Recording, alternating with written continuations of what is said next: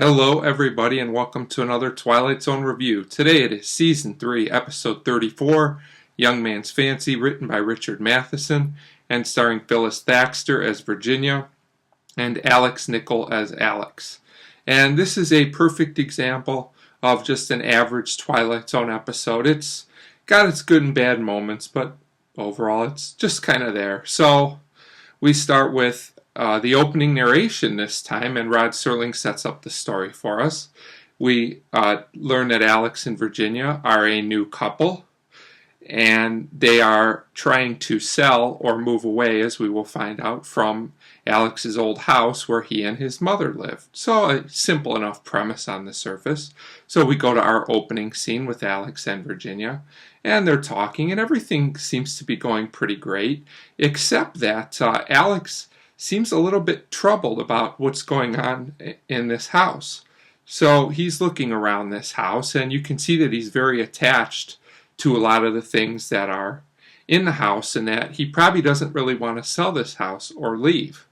So Alex is talking, to Virginia. He says maybe we can take some of these things with us when we move. And we also learn how his mother recently passed away at this point. And this guy really seems attached to this stuff, almost in a little bit of a disturbing, strange way. So he's talking a lot about his mother, who you can tell he was very close with.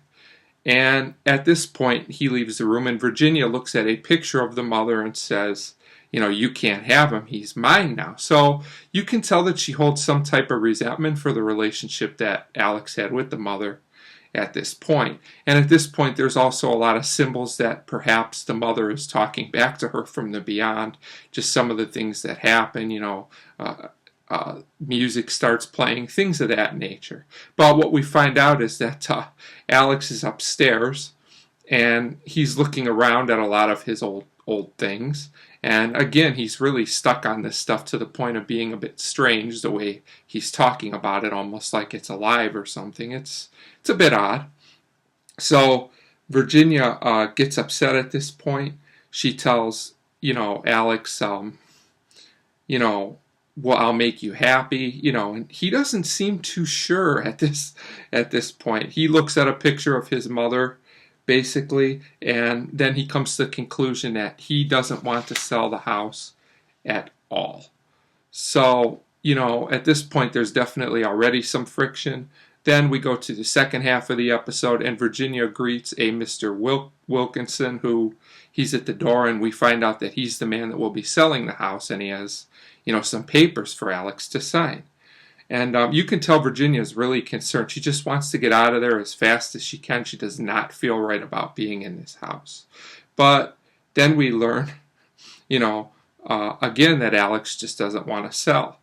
So Virginia gets really upset now about this. She tells Alex that he promised to sell and that he lived off his mother all these years, and that he basically needs to get over this and be with her. She doesn't say it in those exact words, but that's pretty much the basic meaning. And Alex says he still wants to live there. They can just fix things up. And Virginia tells him, I wanna own my own home.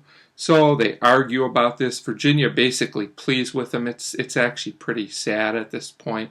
And at this point, I do have to wonder, I know we're supposed to have some sympathy for the character of Virginia, but shouldn't she at this point be partially to blame? She's really bought into this. I mean, at some point, when is enough enough? You can tell that this guy is never going to leave, so why keep yourself in this situation? I'm just saying. So Alex insists that he will not sell. And at this point, Virginia, basically feels somehow, I'm not sure how, that she can still convince him to leave.